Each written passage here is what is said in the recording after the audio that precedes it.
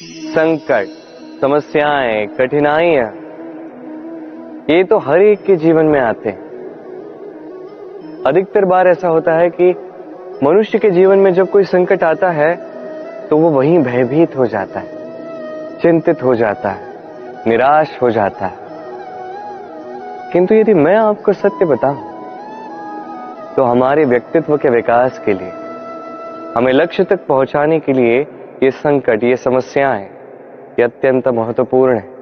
और इसका उदाहरण मैं नहीं, अपितु प्रकृति स्वयं देगी।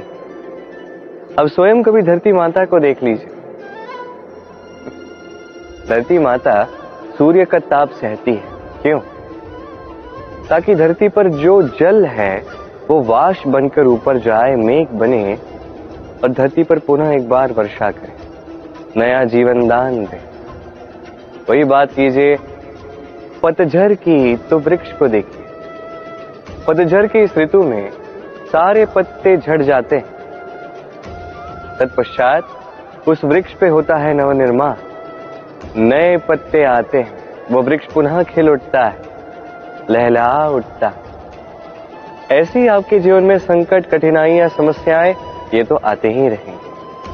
आपको इससे भयभीत नहीं होना है, पीछे नहीं हटना है, निराश नहीं होना है, अपितु डट कर साहस के साथ उसका सामना करना है।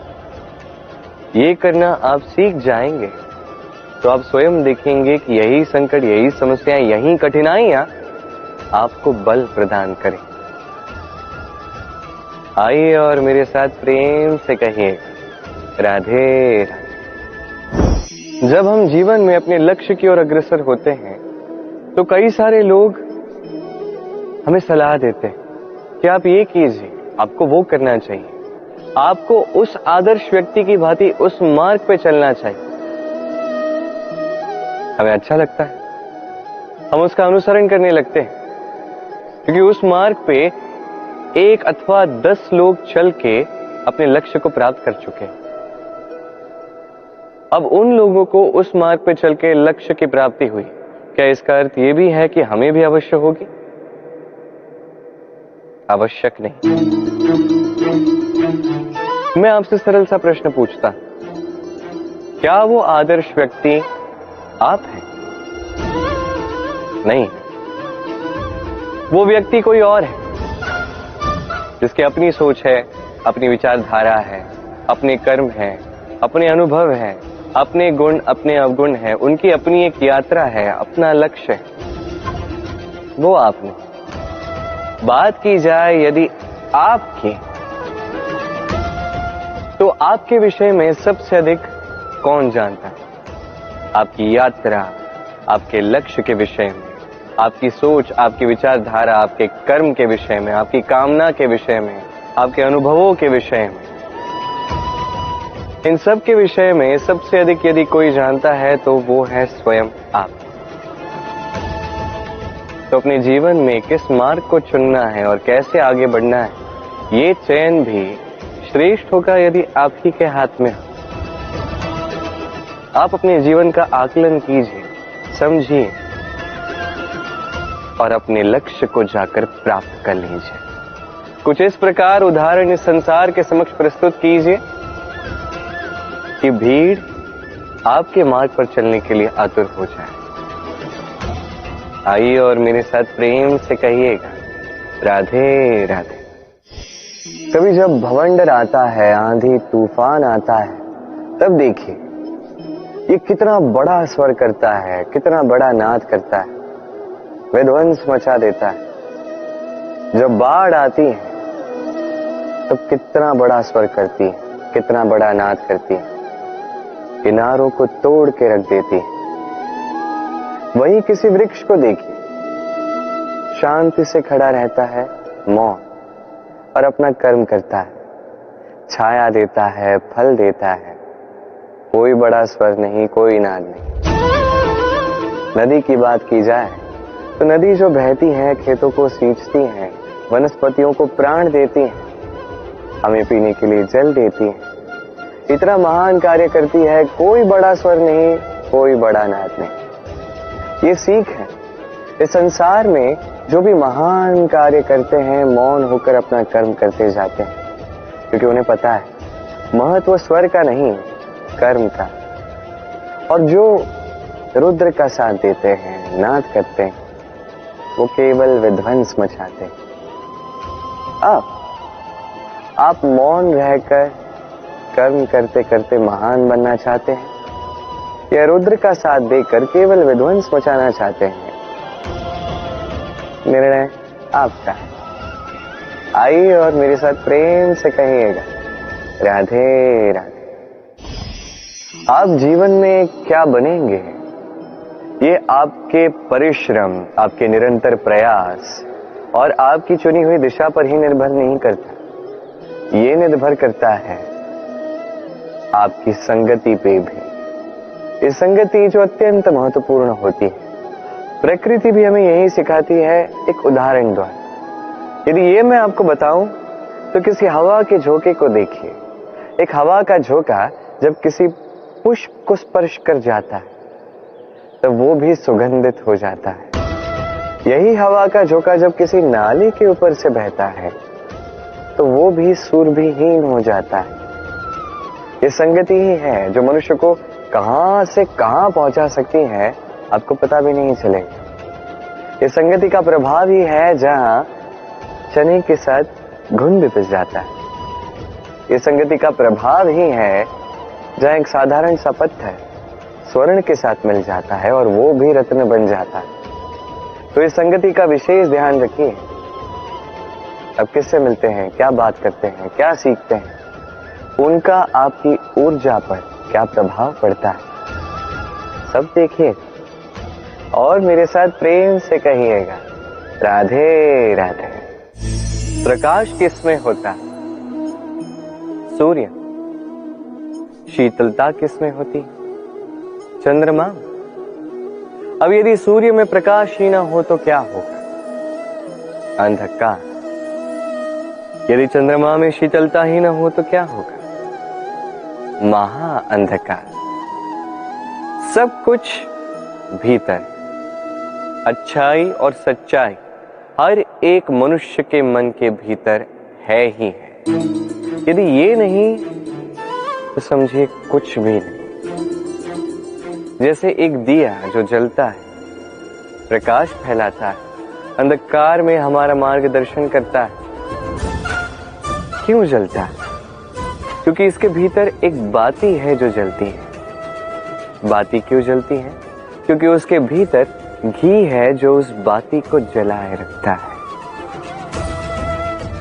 सब कुछ हमारे मन के भीतर है, अच्छाई भी सच्चाई भी। इसी के साथ कर्म करते जाइए, जीवन में आगे बढ़ते जाइए।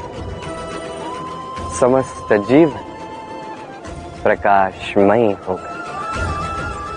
आइए और मेरे साथ प्रेम से कहिए, राधे राधे। इस सुई को देखिए, कितनी महत्वपूर्ण होती है ये सुई। इसके कितने कार्य होते हैं, कितनी सहायता कर सकते हैं हमारी। इसकी सहायता से आप चाहो तो एक साधारण से कपड़े को पोशाक में बदल दो। आप चाहो तो पुष्पों को साथ लेके एक सुंदर सी माला बना दो या गजरा बना दो। इसकी सहायता से आप घर को भी सजा सकते हैं। ये अत्यंत महत्वपूर्ण होती है। किंतु सोचिए, यदि इस सुई में ये छेद ही ना हो या इसके साथ ये धागा ही ना हो तो क्या तब भी ये इतनी ही महत्वपूर्ण रहेगी? कदापि नहीं। तब ये केवल किसी को चुभाने के काम है। देखिए, एक अत्यंत महत्वपूर्ण बात है जो आपको स्मरण रखनी हो। कोई भी वस्तु अकेली महत्वहीन होती है। किसी के साथ से उसका सम्मान बढ़ता है, उसका महत्व बढ़ता है। और यही मनुष्यों के लिए भी है। यदि आप आगे बढ़ रहे हैं और अकेले आगे बढ़ रहे हैं तो आप जो कुछ भी कर लीजिए, आपको वो प्रेम, वो सम्मान, वो संबल नहीं मिलेगा। किसी को साथ लेकर चलिए, आपका भी मान बढ़ेगा। किसी को स्थान दीजिए, आपका भी सम्मान बढ़ेगा। ठीक वैसे ही जैसे इस धागे से सुई का सम्मान बढ़ता है, जैसे प्रेम से गुण का मान बढ़ता है। तो आइए और इसी प्रेम के साथ कहें राधे राधे। हम सोचते हैं परोपकार करना, भलाई करना, किसी की सहायता करना, सेवा करना, दान करना, सुख दुख में किसी का साथ निभाना, ये हमारे जीवन का सबसे बड़ा कर्तव्य है। यही सच्चा कर्तव्य है। परंतु क्या ये सत्य है? नहीं। कर्तव्य के लिए कई बार मनुष्य को बहुत सारी पीड़ा सहनी पड़ती है। कुछ कर्तव्य ऐसे होते हैं जिसे निभाने के लिए मनुष्य को उस राह से जाना पड़ता है जिस पर कांटे हैं, दुख है, पीड़ा है, संकट है। उसे पार करके तब जाके वो अपने कर्तव्यों को पूर्ण कर पाता है। परोपकार, भलाई, किसी की सहायता करना, दान करना, सेवा करना, सुख दुख में साथ निभाना,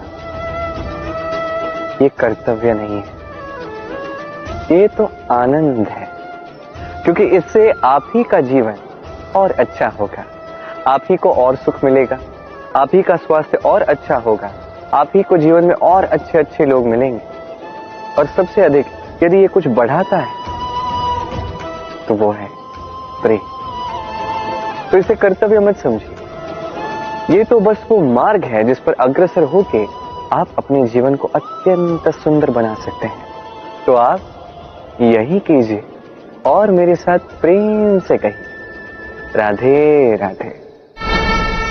कभी आप किसी पर्वत को देखिए, दिन में आप उस पर्वत को देखेंगे तो कितना सुंदर दिखता है, इतना विशाल, इतना सुंदर। तब प्रकृति को देख के मन से केवल स्तुति ही आती है। अब उसी पर्वत को आप अंधकार में देख लीजिए, उतना ही भयावह लगता है। अब यही होता है व्यक्ति के साथ भी, यही होता है किसी अन्य स्थान के साथ भी।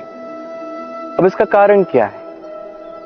क्या व्यक्ति के रूप का, उसके व्यक्तित्व का कोई महत्व नहीं है? नहीं, ऐसा कदापि नहीं। इसका सारा श्रेय जाता है प्रकाश को।